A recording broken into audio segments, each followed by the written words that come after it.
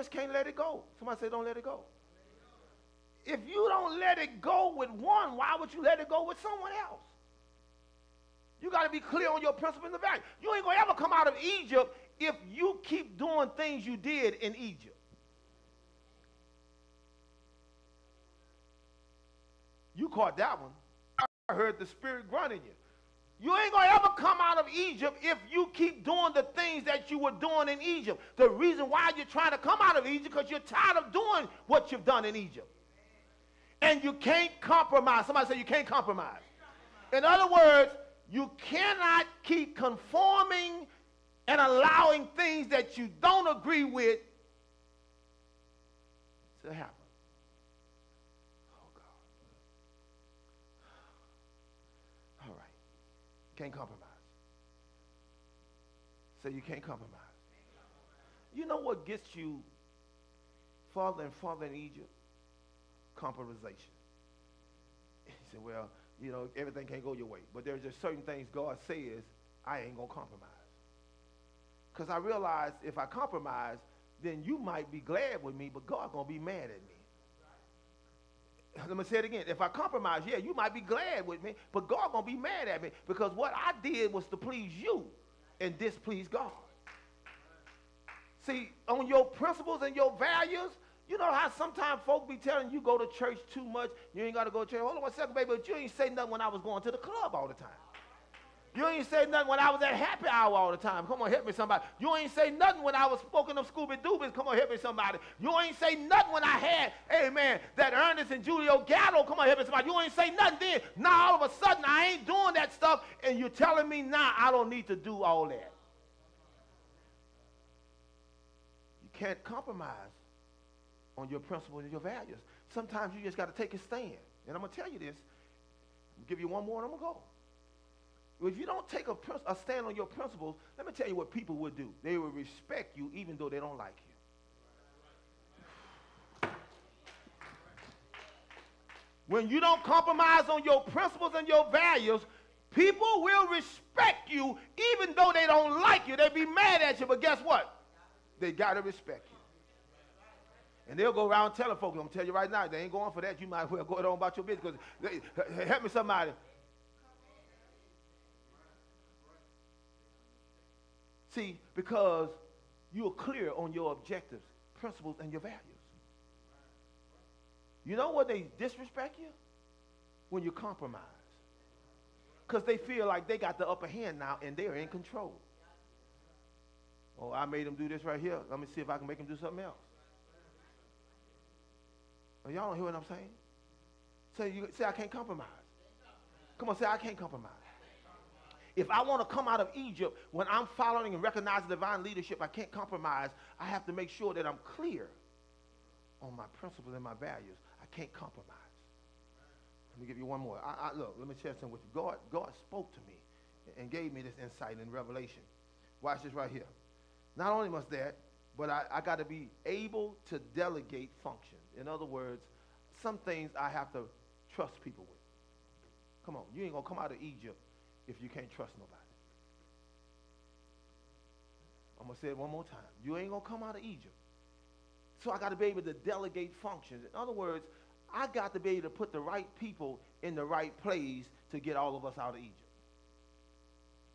Come on. You know what gets me is when people who don't want to do get mad and start talking about those who want to do. I'm going to say it one more again.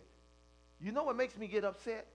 When I see people who get mad and don't want to do and try to intervene and interfere with the people that want to do. Because, see, I understand that I can't get y'all out of Egypt by myself. Come on, can I get a witness here? I can't get you out of Egypt by myself, but I got to have some Minister Greens. I got to have Minister Johnson. I got to have Evangelist Jackson. I got to have Evangelist Davis. I got to have Deacon Anderson. I got to have Deacon Fields. I got to have people with me that can help me help the people who, amen, are trying to get out of Egypt. Got to be able to delegate functions. What the problem is, and the people who don't want to do nothing, they always talking about, well, they always let them do something. Always got them doing something. I'm not saying to myself, well, you could have asked somebody if you really wanted to do something, but apparently you don't want to do it, and you're trying to block somebody who want to do it. You listen to me. I'm going to tell you this right here. You need to get away from that kind of spirit. Because that type of spirit is going to do no more than contaminate your will to leave Egypt. Because if you stop doing, guess what? You're going back to Egypt. Okay. Oh, God. You're going back to Egypt. I've been to Egypt too long. It's time for me to get up. I've been to Egypt I've been to Egypt. I've been to Egypt. Come on. My mama, my grandmother. Come on, help me somebody. Great-grandmother. Everybody. For generations been in Egypt. I mean, come on, help me somebody. I need to break the cycle. I need to get out of this thing because I'm tired. And I don't want my children to have to go through what I went through in Egypt. Come on, help me somebody. So I got to. Oh, Lord, have mercy. I got to get out. When I look at the children, I say to myself, oh, Lord, have mercy. We better do something. Because I told y'all last week, if we don't get them out of Egypt, they're going to die with Egypt in them. Delegate. Come on, sweetie. You all right? Got to delegate. Come on in. Got to delegate. Somebody say delegate. Got to be able to delegate responsibilities and authority. And this is what I heard Dr. Anderson said. He said to me some years ago, if you do it all, you remain small. Come on, help me somebody. You'll never, ever get anywhere in life doing everything by yourself. Batman had Robin. Come on. Tarzan had Jane. Come on, help me somebody. Y'all catch on quick, huh? Come on, am I right about it, huh? See, in other words, everybody had somebody. Tonto was with the Lone Ranger. Am I right about it? Huh? Everybody had somebody. Maxwell Smart had 99. Come on, help me somebody. See, what I'm trying to tell you is you're not going to do it by yourself. You have to learn how to delegate functions and authority. And see, what people have a problem with is once you get the delegation of responsibility, you cannot allow yourself to make, amen, these sudden changes where other people now got you coming against the one who gave you the authority. Oh, Lord have mercy. Come on, help me somebody. You know how many times people be looking for somebody to challenge somebody,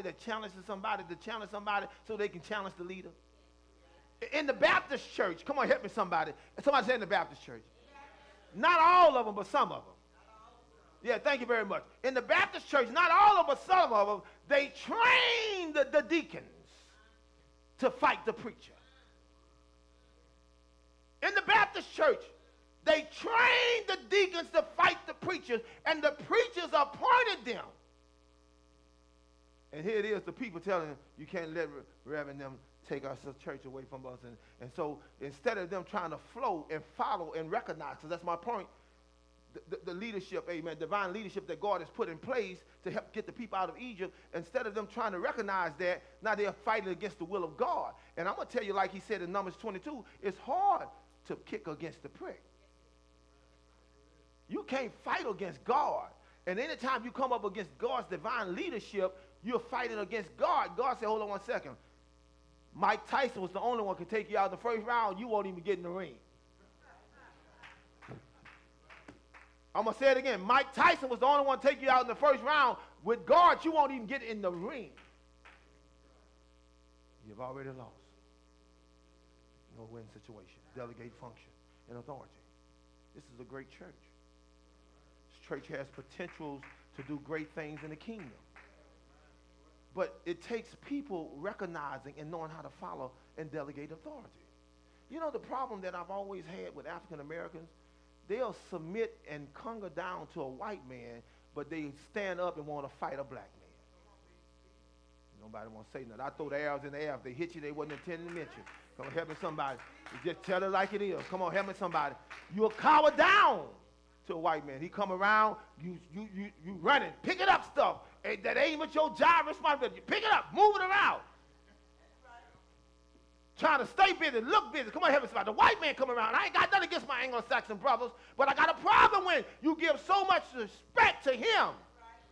And when the black boss come in, oh, that's just Jordan. You ain't got to do all that.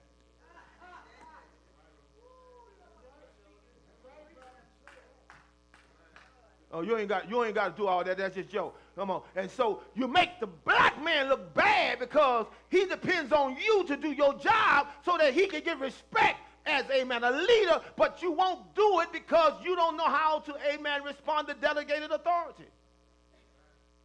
White man come around, here it is, he tell you, oh, put that broom down, baby, the floor already clean. You ain't got to do all that. Here it is, you trying to find stuff to do. Oh, y'all get mad with me, but I'm telling the truth. And that's why we stay in Egypt. So I've always lived this principle. I respect all men that have a delegated authority over me. But I tell you what I do. I'm going to make that black man look like a man, a great leader, because I'm going to be right there to do what he asked me to do. I ain't going to be bickering. I ain't going to be complaining. I ain't going to, no. I'm doing everything to make him look good. Because I understand that if he don't look good, it makes me look bad. Because we both black.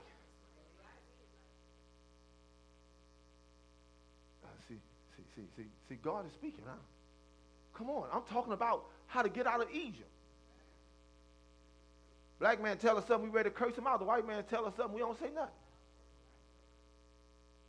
Black man tell us something, we ready to fight. Come on, you ready to get out of my face. White man tell us something, we don't do nothing. Call us all kind of names, all of this stuff like belittles and stuff like that. You know, give us, amen, these interrogatories and these demands, and we don't do nothing. Cower down. Okay. All right, I'm gone.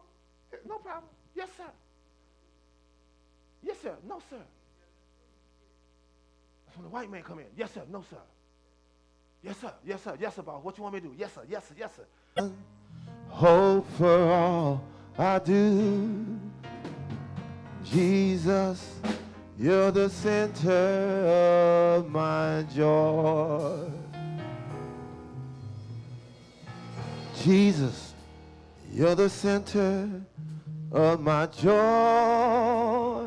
Is there anybody else who want to come and give their life to Christ? All that's good and perfect comes from you. You're the heart of my contentment, hope for all I do. Jesus, you're the center. Listen. When I lost my direction, find the things in life, you're my hope, my mellows and my stream. In sadness, you're my laughter, my compass and my home. When I'm all alone, your hand is there to hold. Jesus, you're the center of my joy. All that's good and perfect comes